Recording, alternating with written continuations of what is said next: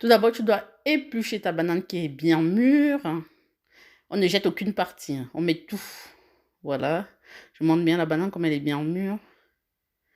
Mais bon, elle est plus mangeable, enfin, presque plus mangeable comme ça. Donc, vaut mieux la transformer en des jolis beignets et des très très bons beignets. Voilà, je vais venir écraser ma banane. Voilà, j'écrase.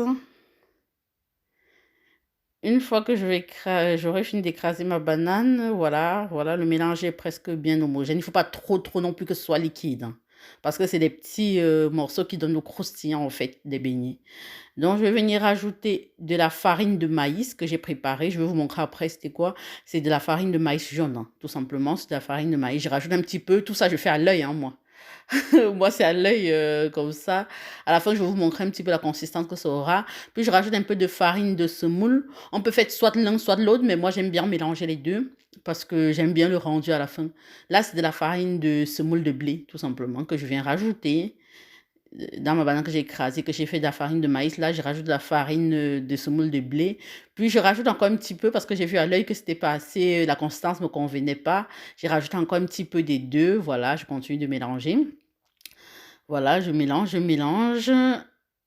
parce que je vois que à l'œil, ça me paraît correct. Voilà, à l'œil, ça me paraît correct. Je soulève un peu, je tape un peu pour que vous voyez à peu près c'est quoi le contenu. Voilà, je puise un peu pour que vous voyez ça ressemble à quoi, la consistance en fait. Que j'aime, voilà, j'aime pas quand c'est trop dur. Je mets qu'un peu de farine parce que, comme ça s'appelle beignet de banane, doit avoir le goût de la banane, quoi. Et là, je vous montre mon sac de farine de maïs jaune que j'ai et puis mon sac de semoule de blé dur. Comme ça, s'il y a quelqu'un qui va acheter, vous avez ça directement. Donc voilà le résultat final du mélange que je vous montre encore bien. Là, j'ai déjà mis mon huile à chauffer. J'ai laissé reposer mon mélange 15 minutes, hein. Et là, j'avais mis mon huile à chauffer, voilà, au plus haut de la plaque.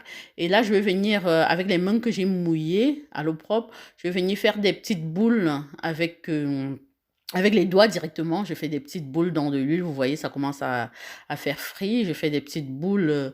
Si les boules n'ont pas une forme ne sont pas très rondes, si les boules ne sont pas très rondes, c'est pas grave, hein, parce que c'est les petites piques qui amènent le croustillant, en fait. Voilà, j'avais tout mis dans la poêle. Je faisais frit. Moi, j'ai fait frit à l'huile de tournesol, mais on peut utiliser peu importe l'huile, hein. Et là, j'ai préparé un petit truc comme ça quand je vais les sortir pour mettre dedans. Voilà, une passoire avec un sopalin pour absorber un petit peu le surplus d'huile. Là, comme ils étaient cuits, j'ai commencé à les enlever. Vous voyez la couleur bien, la belle couleur, là, on voit bien.